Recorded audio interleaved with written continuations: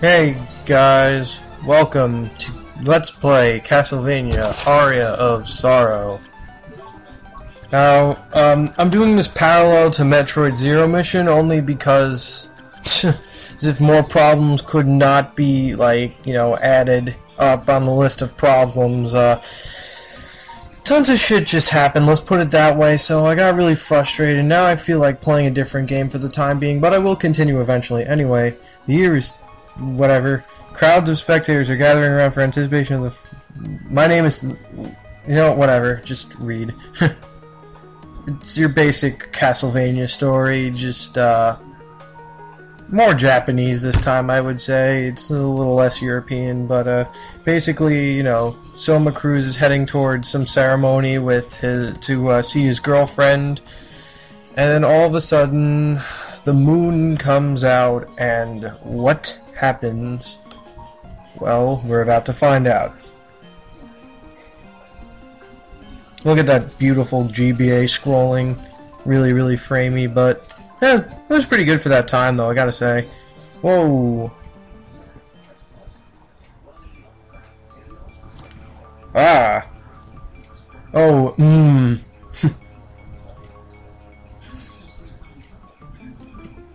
Well, clearly you're not in Kansas anymore. Or should I say Japan. Hey, look, a guy in a suit. How do you know his name all of a sudden? Go ahead. No, while they're talking, I might as well just talk about why I'm doing this. Well, because I've been a very big fan of the Castlevania series. Actually, this game has a lot in common with Metroid, so these games are usually tend to be classified as Metroidvanias, which I guess you could say is accurate. Whoa, we're under attack. Soul steeled his ass.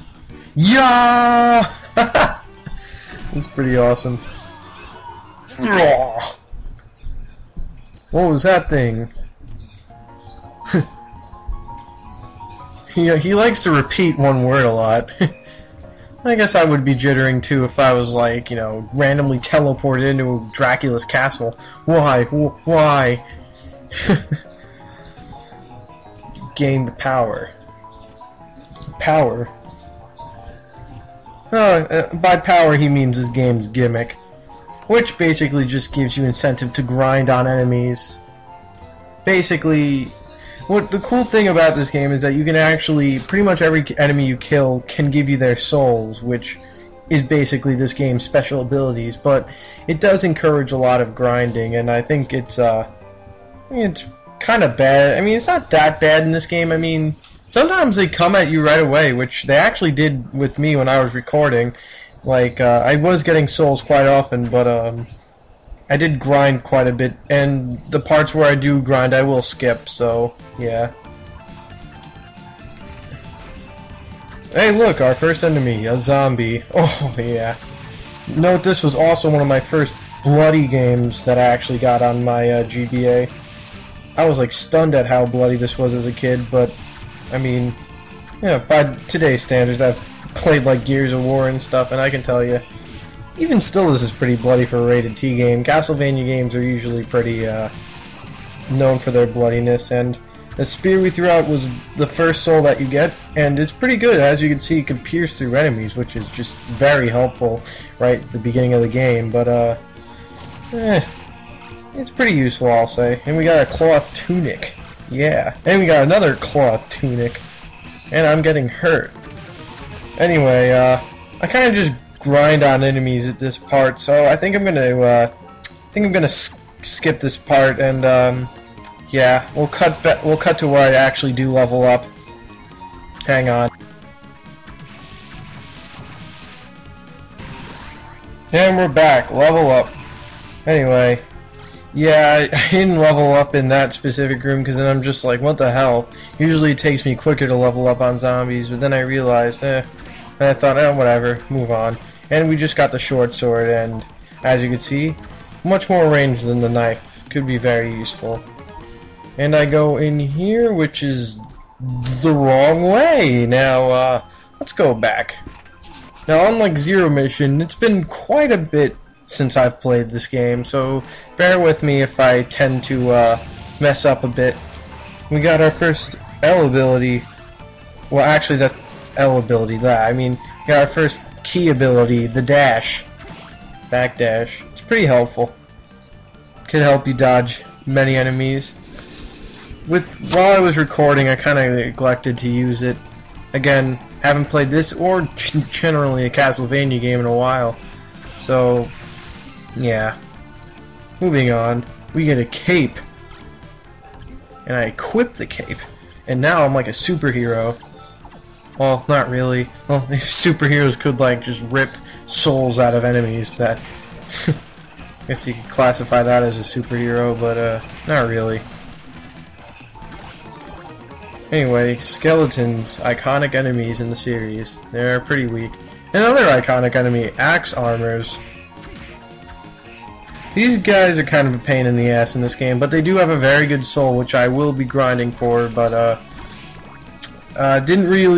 surprisingly didn't take me that much time to grind for either, which was very good. Very good that did not take me time at all to grind. And skeleton archer, oh man, this game has a lot of enemies, very good variety.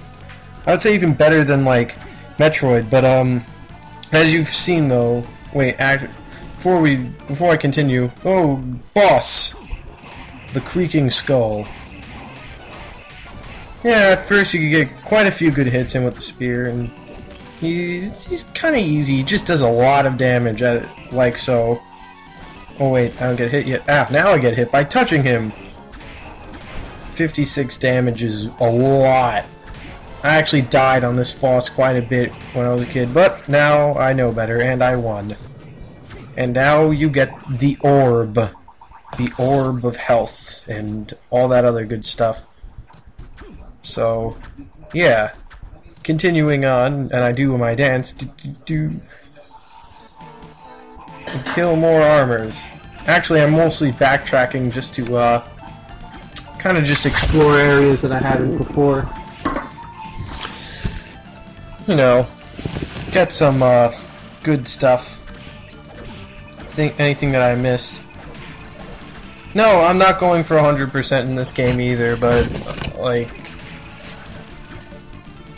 I've only played through this game once, like fully, unlike Metroid.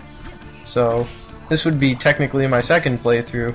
I don't know why I haven't I've picked it up quite recently, quite a bit. But I mean, I never fully went through it. I'd like pick it up, get halfway through, and then, you know, lose interest, and then, you know, yeah, new game. It's kind of how I am with video games. It's a little weird. But this time, you know, I'm gonna do it full on, second run. Let's do this. Killing more skeletons, getting their soul. Man, that didn't take much grinding either. Usually the skeleton one doesn't. But, I'd test it. Basically, the skeleton skull, lets you throw bones. The skeleton soul lets you throw bones, and it's mildly useful. It's useful for, like, enemies on the ground, like the plant enemy, the Un, which we will be encountering later on, and using the skeleton soul is quite useful. Look at that, 28 damage. It's not bad. And we get leather plate. Wow. Usually we'd find that a little tiny bit further into the castle, not far from here, but I mean, yeah. Like, usually we'd find that, like, a little later, but it's good that we have it now. Leather plate is pretty good armor for where we're up to right now. Anyway,